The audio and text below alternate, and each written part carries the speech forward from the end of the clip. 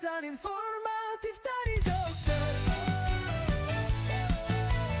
Pintar pesan informatif dari dokter. Halo Sobat Pinter, saya Dr. Roni Parlindungan Sinaga, spesialis neurologi, neurointervensi vaskular di RSUP Jayapura. Hari ini kita akan membahas seputar stroke.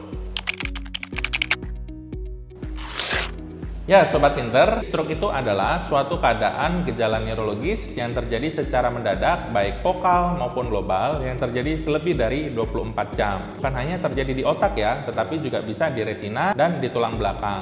Stroke ada dua jenis, stroke penyumbatan dan stroke perdarahan.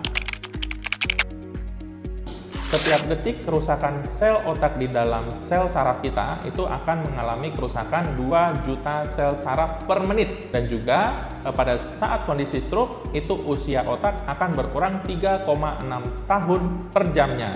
Jadi buat Sobat Pinter, waspada stroke dan kalau bila ada gejala stroke segera ke RS.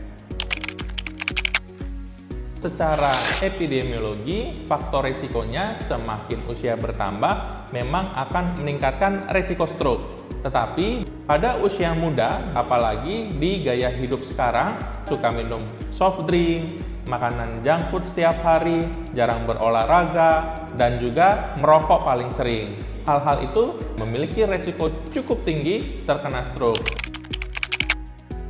Seperti yang tadi saya bilang, segera ke RS itu bukan hanya jargon pada Hari Stroke Sedunia, tetapi itu merupakan singkatan dari gejala stroke. Apa aja sih?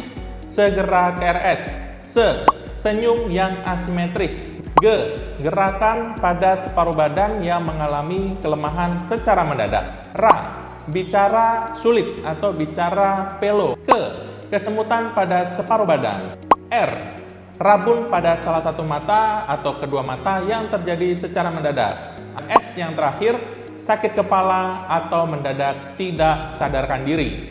Apabila Sobat Pinter menemukan gejala-gejala tersebut, segera ke RS. Cari pertolongan yang cepat dan tepat karena 1 detik sangat berarti pada kasus stroke. Nah, jadi stroke itu sulit untuk sembuh atau tidak dapat sembuh, tetapi stroke itu bisa ditangani untuk mencegah jangan sampai terjadi kecacatan. Kita ada di ruangan cath lab. Ruangan cath lab itu adalah ruangan untuk melakukan tindakan trombektomi mekanis. Sini adalah contoh kasus mengalami sumbatan pembuluh darah pada pasien stroke. Jadi dengan alat ini di dalam kurun waktu kurang dari 3-4,5 jam kita bisa melakukan trombektomi mekanis dengan menggunakan alat cath lab, sehingga begitu sumbatannya diambil, Sobat Pinter tidak akan mengalami kecacatan. Jadi Sobat Pinter di RSUP Jayapura bisa menangani kasus-kasus stroke dengan iskemik akut.